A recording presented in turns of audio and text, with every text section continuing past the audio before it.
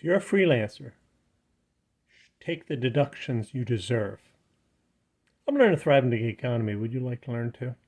Had an interesting conversation with a health insurance salesman this week. Because my wife's retiring, she's going on Medicare. I need to find health insurance for myself as a self-employed freelancer. And I was talking to one of the salespeople about various options with health insurance. And he said, the good thing is that if I buy private health insurance for myself as a self-employed person, I can take the health insurance premiums off as a deduction. But he said, you have to remember that the more deductions you take as a freelancer, the more chance that you'll be audited. And you know, the IRS is hiring 87,000 auditors. Well, that's what he said. I know, it's not really 87,000 auditors. It's, a mix of people. Now, I'm not going to give you tax advice. That's something that you should go to a professional about, obviously. But I talked about this once before, a few years ago. I really believe that if you think you are justified in taking a tax deduction, you should take it rather than forego it because you're afraid of an audit. Audits can be very exhaustive. I understand that, and can be a pain in the butt. And back in the 90s, I was audited from overseas. I was a freelancer in Chile, and they audited my taxes. And that was a little bit of a pain because it was long distance. And I ended up paying, if I remember correctly, like $150 extra because they disallowed some of the meals the deductions I took on some of the meals when I was traveling. So it can happen. It can happen. But my feeling is, my gosh, those deductions are there for a reason.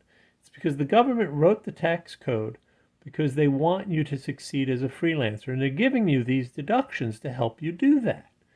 And I was also surprised just a couple of years ago, and I did a video on it at the time, and I'll link it down below probably if I can find it. But I was talking to a number of real estate agents, and they told me they don't take the home office deduction because they were told that it may trigger an audit. And I thought to myself, what are you talking about? You're self-employed. If you have a home office and it's legitimately your home office, you should take it. Take the deduction.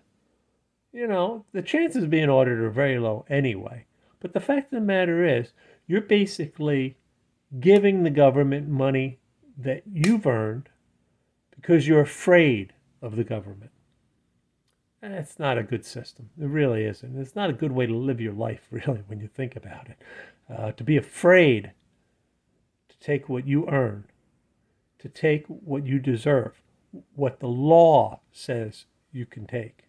Now, again, I'm not offering you tax advice, really. I'm offering you advice on how to approach life. You earned it.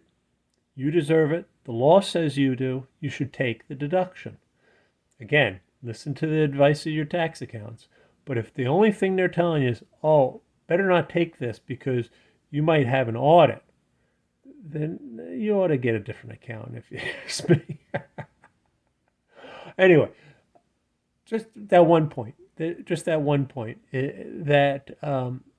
if you think you rightfully can take a deduction, I don't see a reason why you shouldn't take it. And, if you're doing something shady and you're afraid of an audit, okay, all right, but that's something shady. But if you're legitimate, take the deductions that you deserve, I think, with the advice of a tax accountant. Make sure those deductions are real, but don't give the government money that you earned and that you deserve to keep. Anyway, that's my message this week. Something simple and on point. Let me know if you agree or disagree, and let me know whether or not you take all your deductions or you're afraid to take deductions because you're afraid of an audit. I'd be curious to see what people think about that. And Until next week, please like, share this video, subscribe because YouTube really likes that, and I'll talk to you next week. Take care.